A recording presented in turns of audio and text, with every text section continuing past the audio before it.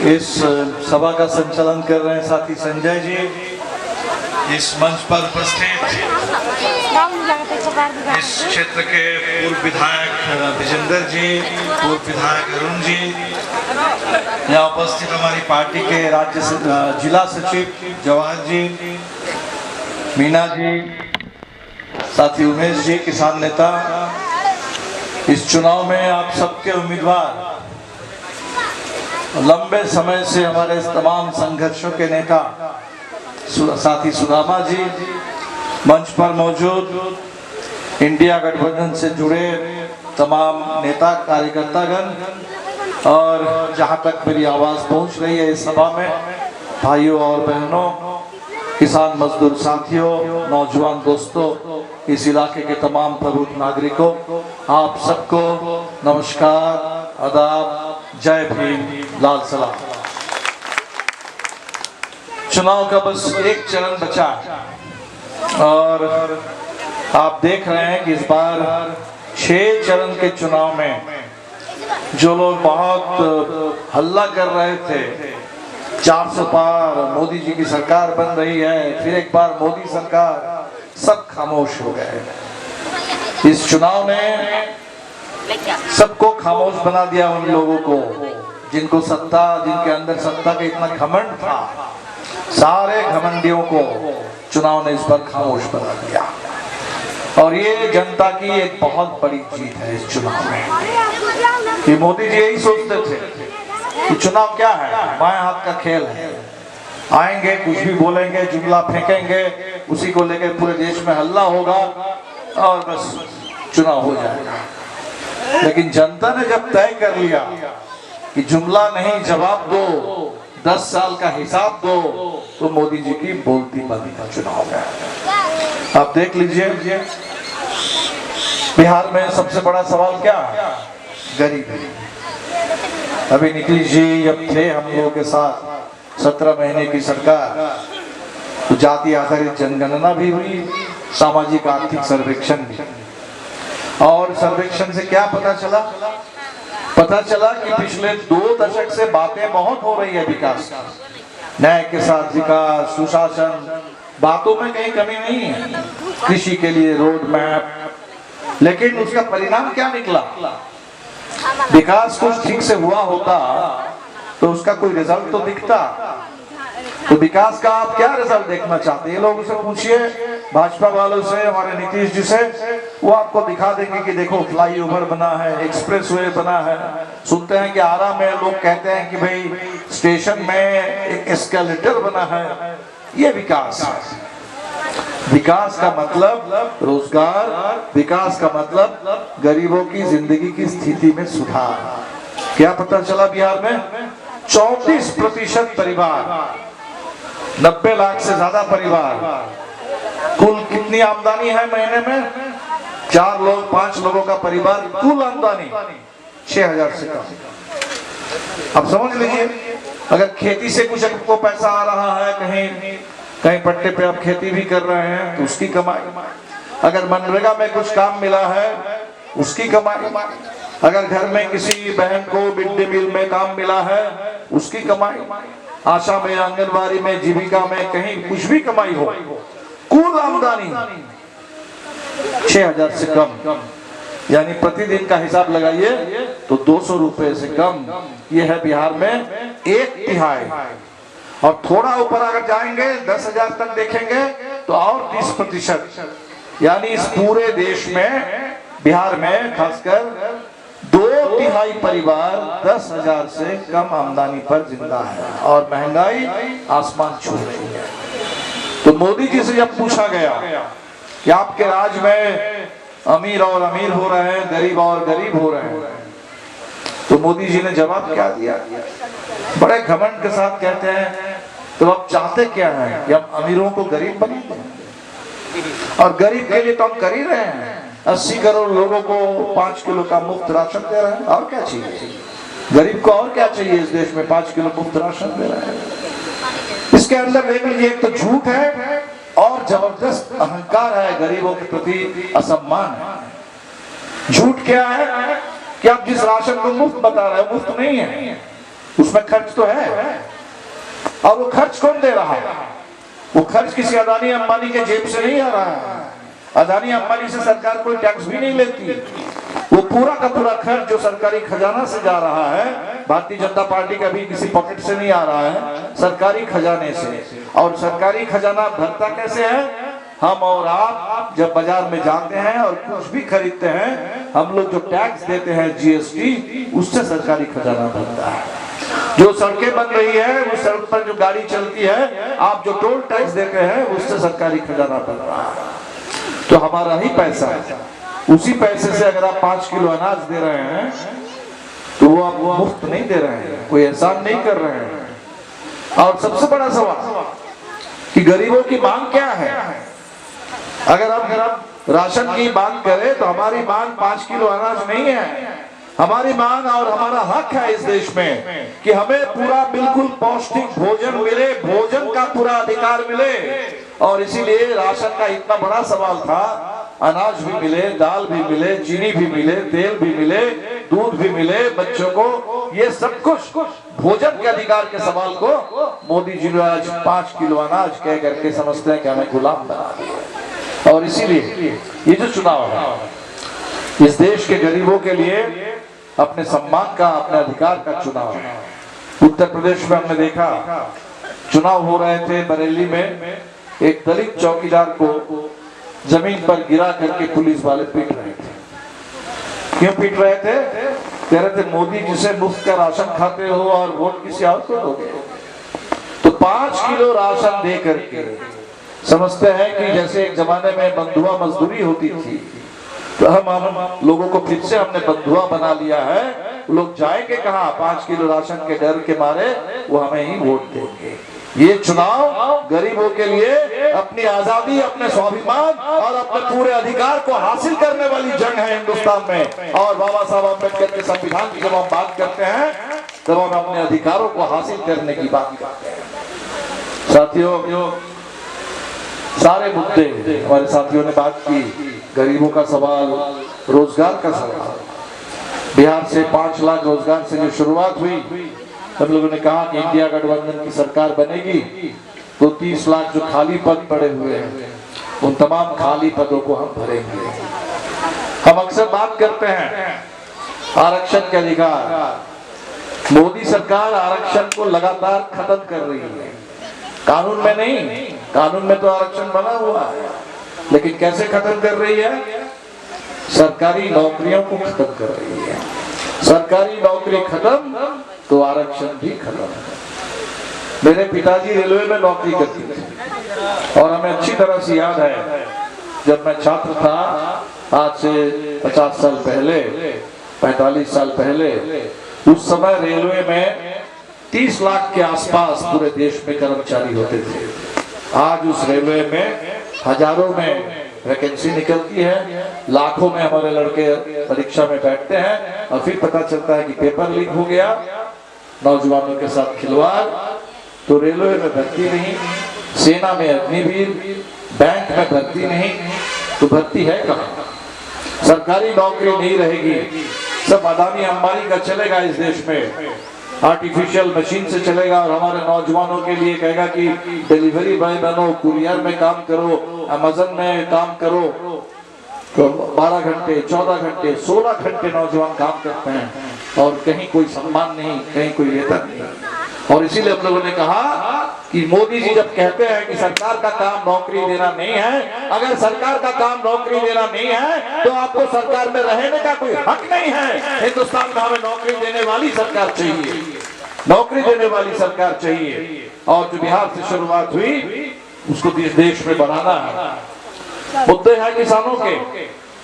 हमारे राजा राम जी बगल में काराकाट से लड़ रहे हैं, किसानों के बड़े नेता सुदामा जी भी किसानों के बड़े नेता। और देश भर में जो ऐतिहासिक किसान आंदोलन चल रहा है, उस किसान आंदोलन के राष्ट्रीय नेतृत्व के हिस्सा है। बड़ी लड़ाई हरियाणा में, पंजाब में, पश्चिमी उत्तर प्रदेश में, राजस्थान में, महाराष्ट्र में और बिहार के अंदर भी। नीतीश जी पता नहीं क्या सोच करके मुख्यमंत्री बने और मंडियों को खत्म कर दिया।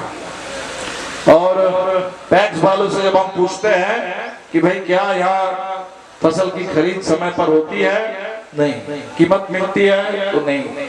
सुदामा जी लगातार लड़ते रहे इस भोजपुर में बटाईदारों को उनका धान बिके, समय पर बिके, उनको कीमत मिले।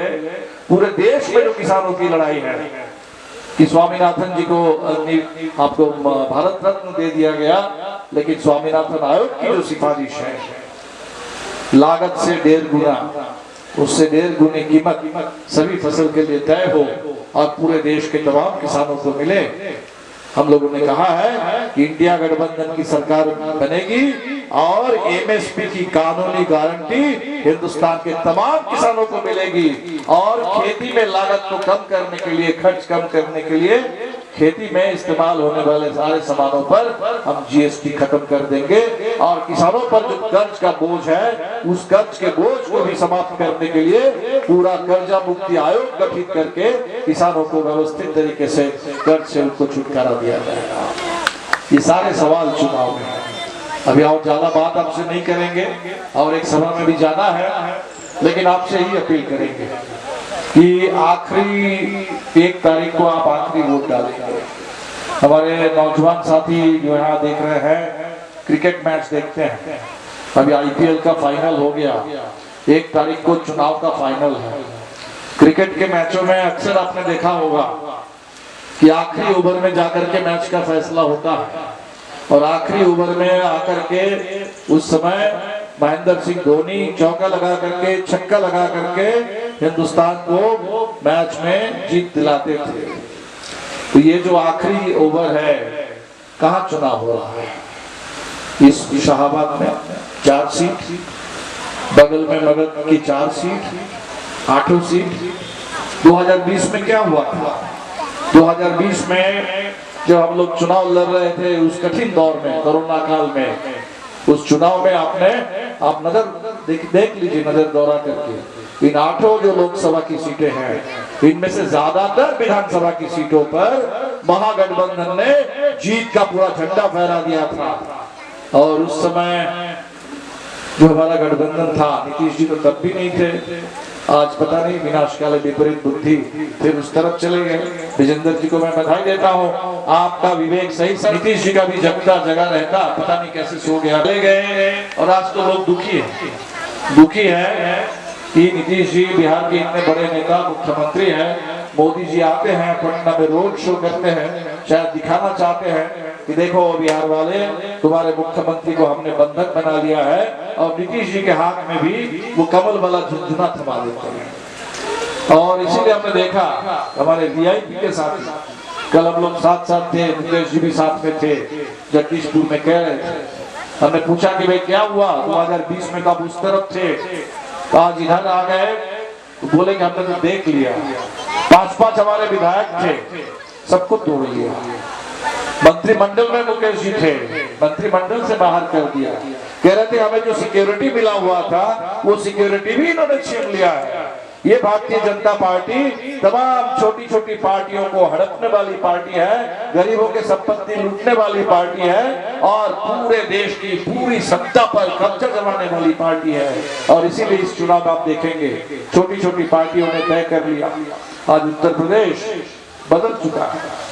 बसपा जैसी पार्टी एक जमाने में दलितों की बड़ी पार्टी थी, बहन मायावती जी 4 बार मुख्यमंत्री बनी, और आज उस बसपा को इस तरह से भारतीय जनता पार्टी ने कब्जा कर लिया कि भाजपा के दबाव में आकर के मायावती जी को उम्मीदवार बदलना पड़ता है। मायावती जी अपने खुद भतीजे को, नौजवान नेता आकाश आनंद, उसको उत्तराधिकारी बनाती है, कहती है कि हमारी पार्टी के राष्ट्रीय संयोजक है।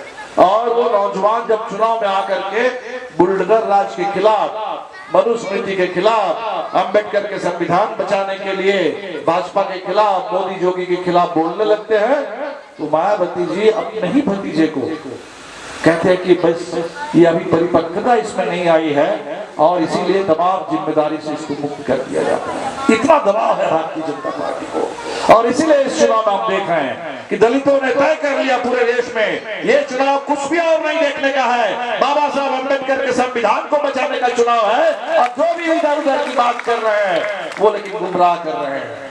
ये चुनाव बिल्कुल आजादी का अधिकारों का, स्वाभिमान का बचाने वाला। तो आखिरी चरण में आकर के हमें 2 चौके लगाने हैं। हमने कहा कि मोदी जी आकर के नो बॉल फेंक रहे हैं और नो बॉल में क्रिकेट देखिएगा तो कहते हैं कि फ्री हिट मिलता है। तो बिहार वालों को फ्री हिट मिला हुआ है, 2 चौका लगा दीजिए तो आपके आरा, काराकाट, बक्सर, सासाराम, पाटलिपुत्र, पटना साहिब, जहानाबाद, नालंदा 8 सीट आपके। अभी उत्तर प्रदेश में चुनाव है, अभी हम सुन रहे थे 13 सीट है और जानने वाले कह रहे हैं कि मोदी जी अगर बनारस में बच जाए तो बच जाए, लेकिन बाकी 1 दर्जन सीट में कोई एनडीए का बचने वाला नहीं है। इस बार उत्तर प्रदेश की जनता ने तय कर लिया।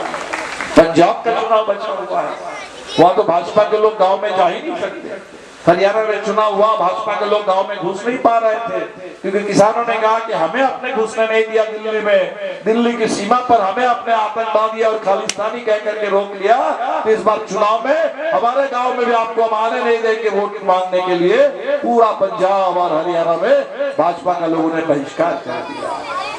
ये जो चुनाव है सरकार बदलने वाला चुनाव है।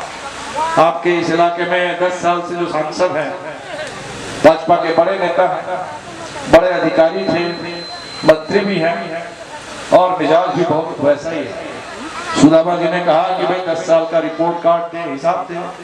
कहता है कि कौन होते हैं सुदामा प्रसाद मानने वाले? अरे सिंह साहब थोड़ा सा सोचा कीजिए, समझा कीजिए। आप जैसे एक सांसद हैं, सुदामा जी भी विधायक हैं, आप सांसद हैं 10 साल से, आपका ये फर्ज बनता है इस भोजपुर से लाखों लाख वोट आप ले गए लोगों के लिए, इस भोजपुर के लिए क्या क्या आपने, यहाँ के किसानों के लिए, नौजवानों के लिए आपने क्या किया, वो हिसाब देना आपका फर्ज है बाबा साहब अम्बेडकर के संविधान के तहत। और सुदामा जी जब पूछ रहे हैं, कोई व्यक्ति नहीं है, पूरा भोजपुर पूछ रहा है, पूरे भोजपुर के किसान पूछ रहे हैं, पूरे भोजपुर के दलित पूछ रहे हैं, पूरे भोजपुर के नौजवान पूछ रहे हैं, पूरे भोजपुर के छोटे व्यवसायी पूछ रहे हैं। भोजपुर का वो विवेक, भोजपुर का वो विरासत वीर कुंवर सिंह के जमाने से लसारी के किसान जो उन्होंने शहादत दी 42 के आंदोलन में, मास्टर जगदीश, रामेश्वर प्रसाद, रामेश्वर यादव, हमारे रामनरेश राम जी, ये जो क्रांतिकारी विरासत है सुदामा जी पूछ रहे हैं। इसका मतलब भोजपुर की क्रांतिकारी विरासत, भोजपुर का क्रांतिकारी इतिहास आपसे जवाब मांग रहे हैं। और आप कह रहे हैं कि कौन होते हैं जवाब देने, हिसाब मांगने वाले, जवाब देने मांगने वाले। और इसीलिए ये अहंकार, ये घमंड, इसको तोड़ने का समय आ गया है। हम आपसे कहेंगे इस चुनाव में 1 वोट से आपका 2 काम होगा। 1 वोट आप देंगे सुदामा जी को तो आपका सांसद बदल जाएगा और इस देश में सरकार भी बदल जाएगी। सांसद बदल दो, सरकार बदल दो, अहंकारियों का राज मिटा दो। अज्ञाओं में एक उपचुनाव भी हमारे ऊपर थोपा गया। आप जानते हैं क्यों थोपा गया, कैसे थोपा गया। इस देश में भारतीय जनता पार्टी ने सोच लिया था कि पैसों से सबको खरीद लेंगे। 400 से ज्यादा विधायकों को खरीदा। सोच रहे थे कि लोगों को डरा देंगे, हेमंत सोरेन को जेल में डालेंगे तो आदिवासी डर जाएगा, केजरीवाल को जेल में डाल देंगे तो सब लोग डर जाएंगे, लालू जी पर, तेजस्वी जी को इनको प्रताड़ित करेंगे तो पूरा बिहार दब जाएगा। अभी चुनाव में आकर भी धमकी दे रहे हैं। सोच रहे थे कि मनोज मंजिल को झूठे मुकदमे में फंसा देंगे, विधानसभा की सदस्यता चली जाएगी, चली तो गई है, लेकिन अब अज्ञाओं में जाकर के देखे कि वो जो बड़गांव के हमारे 23 साथियों को झूठे मुकदमे में आजीवन कारावास की सजा सुनाई गई। आज पूरे बड़गांव से लेकर के, अज्ञाओं से लेकर के पूरे भोजपुर के तमाम न्याय पसंद लोग कह रहे हैं कि जो अन्याय हुआ है इस चुनाव में हम बदला लेंगे और अज्ञाओं से शिव प्रकाश रंजन जी को भारी मतों से जिता करके भेजेंगे। ये चुनाव अन्याय से बदला लेने के लिए, अपना न्याय, अपना हक हासिल करने के लिए चुनाव है। बस आपसे कहेंगे 1 तारीख को वोट है। विजेंद्र जी ने कहा, अरुण जी ने कहा, एक तरफा वोट होना चाहिए। सुबह से बिल्कुल पहले मतदान और फिर जलपान। इस बार जो चुनाव आयोग है हिसाब किताब देने में पता नहीं क्यों आनाकानी कर रहा है। लोग वोट का हिसाब मांग रहे थे तो अभी जाकर के कल 2 दिन पहले उन्होंने आंकड़े दिए पहले चरण में कितने वोट पड़े थे। तो इस बार बिल्कुल इस तरह से वोट डालिए ताकि आपके वोटों के साथ किसी तरह की कोई छेड़छाड़, किसी तरह के कोई खिलवाड़, किसी तरह के हेरा फेरी, किसी तरह के चोरी, उसकी कोई गुंजाइश नहीं रहेगी। जब 4 तारीख को वोटों की गिनती होगी तो बिल्कुल पता चल जाएगा कि सुदामा जी इस बार आरा से भारी मतों से जीत करके सांसद बने हैं। और दिल्ली में 10 साल से मोदी जी जो देश को बर्बाद कर रहे थे, देश को बेच रहे थे, बांट रहे थे, नफरत फैला रहे थे, ये नफरत का राज समाप्त हुआ, ये बर्बादी का राज समाप्त हुआ। और फिर एक बार अम्बेडकर के संविधान के रास्ते पर कानून का राज स्थापित हो और इस देश में जो नीति बने, रोजगार के लिए नीति बने, किसानों की खुशहाली के लिए नीति बने, गरीबों के हक और अधिकार और सम्मान, शिक्षा के लिए, स्वास्थ्य के लिए, पक्का मकान के लिए, इसके लिए नीति बने। इसी अपील के साथ मैं अपनी बात खत्म करूंगा। तीसरे नंबर ना सुदामा जी, हाँ तीसरे नंबर पर तो 1 तारीख को वोट डालेंगे, तीसरे नंबर पर 3 तारा पर वोट डालेंगे और 4 तारीख को जीत का सर्टिफिकेट आप लोग ले लें। इसी के साथ मैं अपनी बात खत्म करता हूँ। बहुत बहुत शुक्रिया। इनकलाब जिंदाबाद, इंडिया गठबंधन जिंदाबाद।